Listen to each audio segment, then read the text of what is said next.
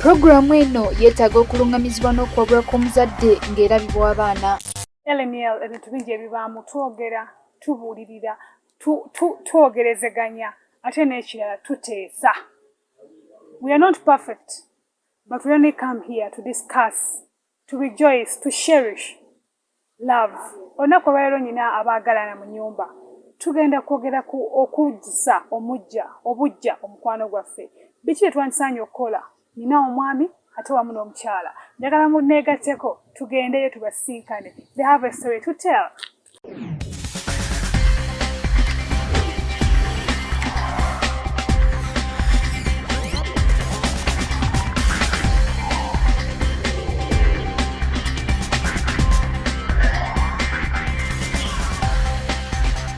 Nga bwe mbasuubiza nti nnyina kapo mu nnyumba tugenda kwogera ku bintu ebizza omukwano obujja.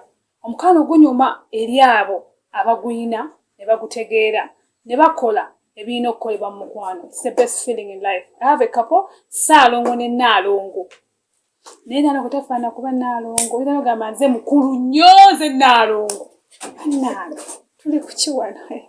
Amaniriza bababuuza kale tutandika esho yaffe olunaku olwaleero. Nsanyusa okubalaba. Kale nyawo. Auntie ladies first. I know. Nange nsanyusa okusanga. Amanya Nnaalongo Rosette, Nnaalongo Rosette. Wow, nsanyusa okukulaba. You look beautiful. Tofaana kuba Nnaalongo, tofaana kuba mufumbo, toyina bizibu. Nsanyusa okukulaba ssebo. Sharon nange nesiimye kubeera nga munkyazizaako ku puroguramu eno. Nze Ssaalongo Lusiba manyi ffe ebitiibwa tubikolerera era nebitegeerekeka. Bwe boogera Ssaalongo wadde kukubaawo Nnaalongo. Omwami omukyala alina okubaawo. Wabaayo abamu bwafumbirwa Nnaalongo ne yeefuula Ssaalongo. Ate n'omuwala bwafumbirwa Ssaalongo ne yeeyita Nnaalongo. Naye ekyo ekitiibwa kikolererwa era kiriko n'alizatisiize balaga ne bagamba nti ddala oyo Ssaalongo. Olina nno ebitiibwa bingi nkumanyi mu Buganda, nkumanyi ewaffe tukola nayo n'omwami mumumanyi. Ono w'Oluganda. Lwaki ompita wa Luganda? Tulina oli wa Luganda. Gwe oli wa Luzungu? Nnyo. Oli wa Luzungu. Kale twesiimye okuba wano era tusuubira tugenda kunyumira. Tugenda nyumira. Obulamu bulungi. Tuli bulungi tetulina mutawaanira nga bw'otulaba. Nnaalongo ye. Nze sina kye mbagamba. But she's this woman I love so much, man. I love her too much. So I brought this couple here. Togera ku bintu ebizza omukwano obujja. Betusobola okukola ne tubanga maybe bo. Ekitono ky'ogenda olaba mu show eno. By'ogenda owulira biba n'olugendo. How did you meet Nnaalongo Ssaalongo? Olwo tusinyako katono wamuyita kukola kati okola mirimu wamumuyita. Okusookera ddala kusooka okulaba Nnaalongo. Nasooka kumulaba mu 1997. Naliwo. 1997 ndaba Nnaalongo. Nali nina ku ssomero gye nsomera nga banyambako okumpeerera. Naye omwami baali bamuyita Muyanja yali atuyambako ng'alina ekitongole bakita Feed the Children. Kati nali nsomera ku ssomero lya Molandipo. Mwami Muyanja oyo n'afunamu okutakkaanya n'Abazungu. Ekibiina ekyo ne kifa. Kati ne batugamba twesasulire. Molandipo lyali ssomero ly'amaanyi nnyo e Kabonge. Era nga ebiseera ebyo ndowooza fees baali basasula ndowooza emitwalo nga 3. Naye nga ssente nnyingi nnyo. Kale nno ekibiina ekyo bwe kyavaawo nemba ate jjajjange yali annyambako yali amaze okufa nga sikyasobola kubeerawo. Kati omwaka ogwo gwe gwatandikirako bonna basome gavumenti nemuleese. Kati Nnaalongo ono ne musanga essomero baliyita Naliga Primary School liri Bombo mu town. Lya gavumenti nga waliyo bonna basome. Ne ŋŋenda eyo ŋŋenda otuuka eyo ne batuga nti mujja sasulangayo 10,000. Ettaamu. Nali ndi mu P5. Kati ate nze kuva P5 nga ndi mukozi. Ezo 10,000 nsoze enoonyeza. Ne ngamba awa nojja kusobola okusoma. Eyo ne nsangayo Nnaalongo. Naye Nnaalongo ng'ali P5 nga Nnaalongo ali mu P6. Kaakati kati awo we twatandikira tusoma nga nsoma naye ng'ebyo ekito ogamba oyo mukazi wange nga bwentyo bwenjogera naye ate ye nga takimanyi. Kati ebiseera ebyo waliwo abasambi b'omupiira baakolanga obuntu babuyitanga bu football bwabanga bubigijino nga buliko abazanyi. Kati nayinanga obusobozi kuba nali mukozi nga nfunamu 10 kyange nga ngula bu football nenteeka mu bbaasa ne muwaako mukwano gwange alieko ne tubeerawo ne tusoma.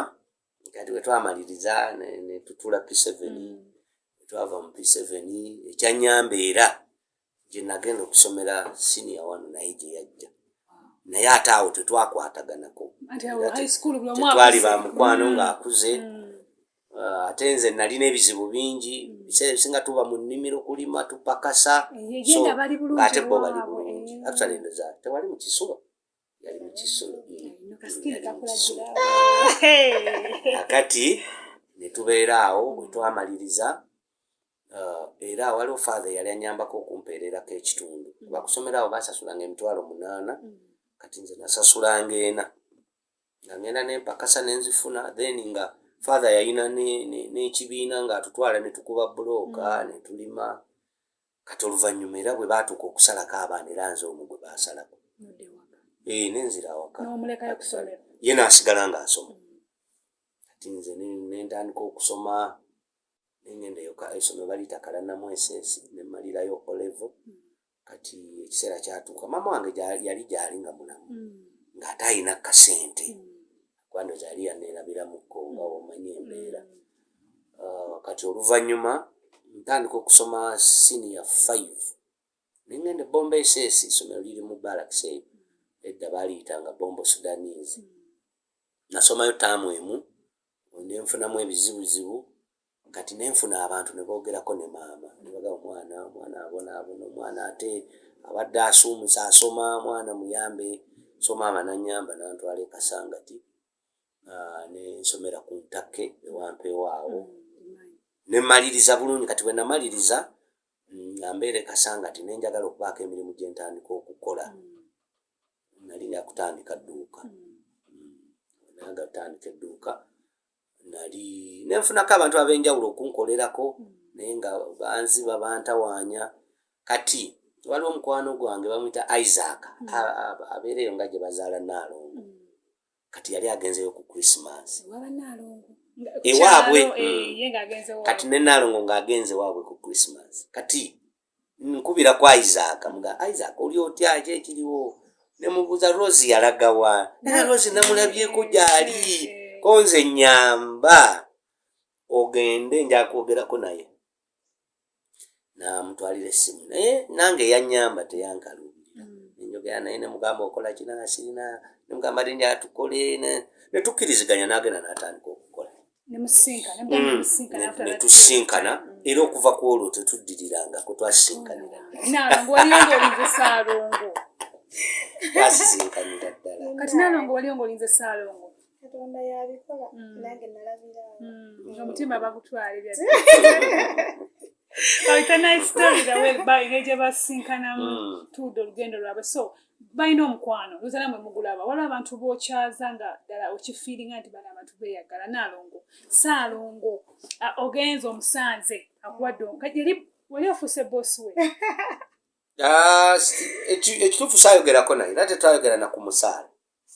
Simanyi oba yali agenze kunnyamba simanyi naye nga tetwalina contract yonna njagala ogenda okole nja kusasula bwenti naye namugamba nti nina edduuka wabaddewo abakolamu nga bantawaanya nze siriiyo kuba edduuka eryo senga yali ntandikira nodintandikira senga oyo bamuyita Christine Nabiri abeera Jinja eyo. Kati nga tugezezaako ofunangamu abakozi naye nga batutawaanya. Kati bwe namufuna teyambuuza nti ogenda kunsasula oba kagamba ye yajjabu wagenda yaneesiganye. mama yaŋŋamba nze kale kyenzijukira yaŋŋamba mbadde nina bizinesi zange zentambuza naye mbuliddwa omuntu gwenkola ki gwenkwatagana naye obulungi naye nga bwe bannoonyeza nsaba ogendeyo ombeererewo ye teyaliiyo teyaliiyo ne batuka tewamusangayo nangaba njagala obeereyo nga 2 weeks nga bwe banoonyeza ki omuntu abeerawo akyabuze ne mugamba kale naye ninawe enkola naye nga nasiibuddeyo nti ngenze kuya Christmas kati ne mugamba kale kangendeyo kanjogere ku mulimu bampe mwezi weeks 2 kati nengenda kati bwe natuuka eyo weeks zaayitamu netuka mwezi ajjayo n'akugamba mbuulira ebitaliiwo biki najja nabyo n'abiteekawo n'akubuzako katono awo neyeeyongerayo kati nga nange nagezanko mugamba njagala kuddayo ku mulimu biki nangamba munnaye omuntu akyabuze naye ng'ekituufu bali tebamunoonya nalongo omugamba ddi nti omwagala wakyogera otya kumugamba nti nkwagala kaakati kyesoogeddeeko lwakuba naalongo no namuwandiikirako ebbaluwa mukirasi ki ndoza yali P7 kati ebbaluwa eyo maye nali musajja mugezi kuva najokesa namu actually njirinako photocopy naye eri waka sigirina kati ebbaluwa eyo namuwandiikira nenjokesaamu nemuwa kopi nga ndoza yali P7 kaakati ye naye nanziramu naye kyankola ebbaluwa yange gyeyanziramu naye nagitereka naye yambulako ebiseera ebyo simanyi ngeri gye yabulamu naye yanziramu bulungi kubanga namuwandiikira nga muga nkwagala olabika bulungi naye ebbaluwa byenzijukira ebyalimu nga ye takakasa nambuuza n'okumuza kiki ekiraga nti njagala kaakati wadde nga byali bya kito naye nali namutegeeza nti yali P7 no ebbaluwa yo nagiwandika P7 kubanga ebiseera ebyo twali tugenda nakutuula bibuuzo kuba ate n'ekizibu actually n'ebbaluwa eyo bamukwata naye waka neereetamu obuzibu naye era neebaza bakadde be kubanga tebaateekawo mbeera kubanga kubamu akafaananyi singa baateekawo embeera ng'ate kati nze mukoddomi waabwe okitegeera kyandibaddemu obuzibuzibu naye nga namutegeeza era naye n'akitegeera lwakuba obuzibu bwe nafuna nze obulamu bwange bwonna sibaddeeko mu bulamu obwambuyita obw'essanyu kugamba obw'okwewa obudde okubeera ennyo mu ssanyu nti obuvunaanyizibwa kuva buto nze ndi wa buvunaanyizibwa kubanga kubyamu omwana asoma P5 ng'opakasa ssente n'ozigulamu ebitabo n'opakasa ssente n'osasula fees kwegamba so ebiseera ebyo omwana yandadde ng'ali namungodi nze muntu asomye nga siriko muntu wanga nti genda ku ssomero nga nsoma nzekka kale nno kwegamba naalongo okumugamba nti nkwagala nakikola namubuwandiike ne kopi kopi njirina photocopy yayokesaamu yagiteekawo ebbaluwa y'omusajja gye yamuwandiikira tukyagenda mu maaso ne LNL mbajjukiza tuli ku Malaka Ecology tusenga wano Kitende yeetaaze okubako ky'obuuza ennamba y'essimu eya Malaka eri awo wansi mweyo logo mulimu ennamba yaabwe bakubireko ate obukinga ekifo bwabeerawo ebintu bingi katuwumulemu ate tumale tukomewo Enaku z'omwezi nga 24 live wegala okuba part of this jangu ku Muganzirwaza ssaawa 10 beera ng'otuuse kuyingira bwereere it's just tugiyita LNL chat